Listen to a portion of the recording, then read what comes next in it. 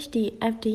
half time full time တွဲလောင်းတွေကိုပြောပြပေးသွားပါမယ်။စိတ်ဝင်စားလို့ဘောလုံးကောက်ဖွင့်မယ်ဆိုရင်စီနီယာအာကာရဲ့ Viber Telegram နံပါတ်3994893938ကိုယခုပဲဆက်သွယ်လိုက်ပါရှင်။ဒီ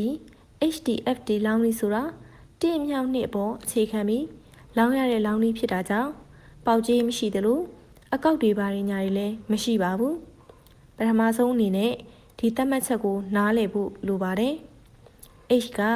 အင်ရှင်အနိုင် D ကတရေ A ကဧည့်သည်အနိုင်ဒီလိုဆိုရင် HH ရဲ့အဓိပ္ပာယ်ကပထမပိုင်း45မိနစ်အင်ရှင်နိုင်ရမယ်ပွဲပြီးတဲ့အခါမိနစ်90ရလက်မှာလည်းအင်ရှင်အသင်းကအနိုင်ရပါမယ် HD ရဲ့အဓိပ္ပာယ်ကပထမပိုင်း45မိနစ်အင်ရှင်နိုင်ရမယ်ပွဲပြီးတဲ့အခါမိနစ်90မှာတရေကျရပါမယ် H ရဲ့အဓိပ္ပာယ်ကပထမပိုင်း45မိနစ်မှာအင်ရှင်နိုင်ရမယ်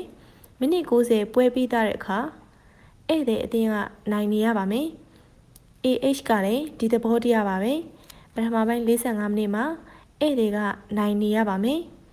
မိနစ်90ပွဲပြီးရလက်ကတော့အင်ရှင်အသင်းကနိုင်နေရပါမယ်ဒီဆိုတာကတော့ပထမပိုင်းရောပွဲပြီးရောတေကြနေရပါမယ်ကြံတဲ့ဟာတွေကလည်းဒီသဘောတရားတိုင်းပဲသွားပါတယ်ကဲဒီပွဲအတွက်ပထမပိုင်းရောမိနစ်90ပွဲချိန်ပြီးရောအင်ရှင်အသင်းကပဲပြက်ပြက်တတနိုင်မယ်လို့ယုံကြည်ပါတယ်ဒီတော့ HH အောက်က 2.35 off ကိုနှိပ်လိုက်ပါမယ်တကယ်လို့လောင်းလို့နိုင်မယ်ဆိုရင် 2.35 စားအထိရရှိမှာပါလောင်းမယ်ဆိုရင်ထုံးစံတိုင်း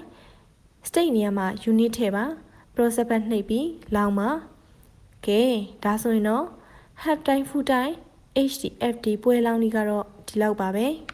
စိတ်ဝင်စားလို့ဘောလုံးကောက်ဖွင့်မယ်ဆိုရင်စီနီယာအာကာရဲ့ Viber Telegram နံပါတ်3994893938ကိုယခုပဲဆက်သွယ်လိုက်ပါရှင်